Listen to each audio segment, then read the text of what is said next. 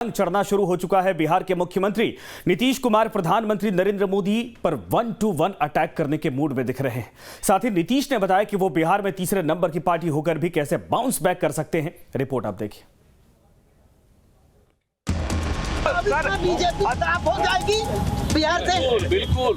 अरे खाता नहीं खुलेगा नीतीश बाबू का, एकदम स्पष्ट रहिए।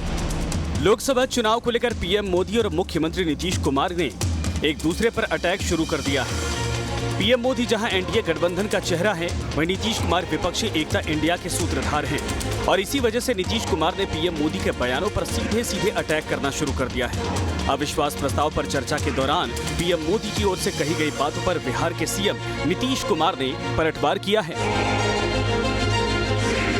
बीजेपी खराब हो जाएगी बिहार से। बिल्कुल, आप पक्का जान लीजिए, इसलिए घबराहट अब इस बात को आप अच्छी तरह ठीक है ना, अरे रोक रहे हैं भाई, सब एकजुट हो गए हैं।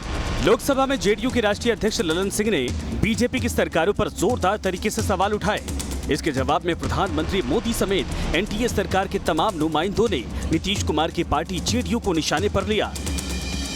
एनडीए नेताओं के तमाम भाषणों पर गौर करें तो उसमें दो बातें निकल कर आती हैं। अमित शाह, रामकृपाल यादव, ज्योतिरादित्य सिंधिया, चिराग पासवान, निशिकांत दुबे समेत तमाम नेताओं के भाषण में इस बात का जिक्र जरूर दिखा कि नीतीश कुमार की पार्टी बिहार में तीसरे नंबर की है।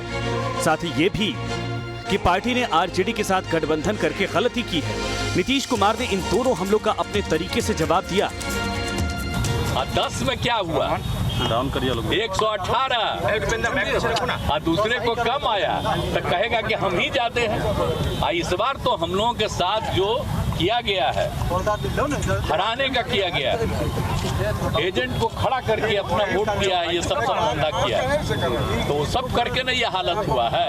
और जब कभी चुनाव हो जाएगा तब फिर आपको पता चलेगा, जनता को मालूम नहीं है जी। लोगों ने चिराग मॉडल को अपनाया, बिहार फर्स्ट, बिहारी फर्स्ट को अपनाया, क्योंकि आपकी गलत नीतियों से बिहार की जनता अब उस पर विश्वास नहीं करती। वो नहीं मानती कि भैया आप बिहार का विकास कर सकते हैं। और यही कारण है कि 2020 में ही बिहार की जनता ने मुख्यमंत्री नीतीश कुमार जी को हराने का काम किया, तीसरे नंबर की पार्टी उनको बनाकर। साल 2005 को बिहार की राजनीति का बेस ईयर यानी कि आधार वर्ष भी कहा जा सकता है। यह वही साल था जब बिहार की राजनीति एक धारा से दूसरी धारा की ओर चल पड़ी।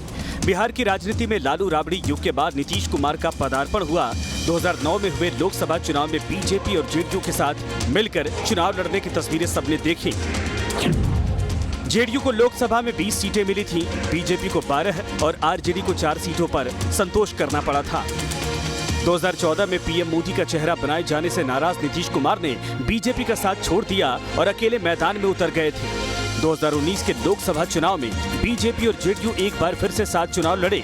बीजेपी के साथ चुनाव लड़ने का जेडीयू को फायदा मिला। 2019 में बीजेपी को 17, जेडीयू को 16 और एलजेपी को 6 सीटें मिली थी। आंकड़े चाहे जो भी गवाही दें, लेकिन बीजेपी सीएम नीतीश पर हमला करने का कोई भी मौका छोड़ नहीं रही है। अरे खाता नहीं खुलेगा नीतीश बाबू का, एकदम स्पष्ट रहिए। नीतीश कुमार जी का 2024 और 25 में खाता खोलने पे मुश्किल कर दूंगा। उन्होंने तो कहा 2010 में हम सबसे बड़ी पार्टी। अरे 10 में इतिहास में थे, भाजपा के कृपा से नीतीश बाबू बड़े थे।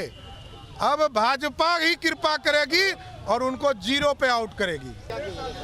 देखिए, माननीय मुख्यमंत्री नीतीश कुमार जी हताश निराश हैं।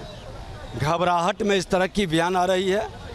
थके हारे लोग, जो बिहार की जनता इनको अब हार समझ ली है, तो ये इस तरह के बयान देके भ्रमित करने का प्रयास कर रहे हैं। नीतीश कुमार के तमाम बयानों से एक बात तो साफ है कि वो 2024 के लोकसभा चुनाव में भारतीय जनता पार्टी और पीएम मोदी पर सीधा अटैक करने से नहीं चूकेंगे। नीतीश हर मोर्चे पर जवाब देने के लिए प्लान बना चुके हैं। साथ ही अटल बिहारी वाजपेयी को सम्मान देकर भोर भाजपाई समर्थकों और मौजूदा नेतृत्व से कुछ मुद्दों पर नाराज चल रहे वोटरों को भी अपने पाले में करने का दावा खेल रहे हैं। न्यूज़ 8 बिहार झारखंड के लिए ब्यूरो रिपोर्ट।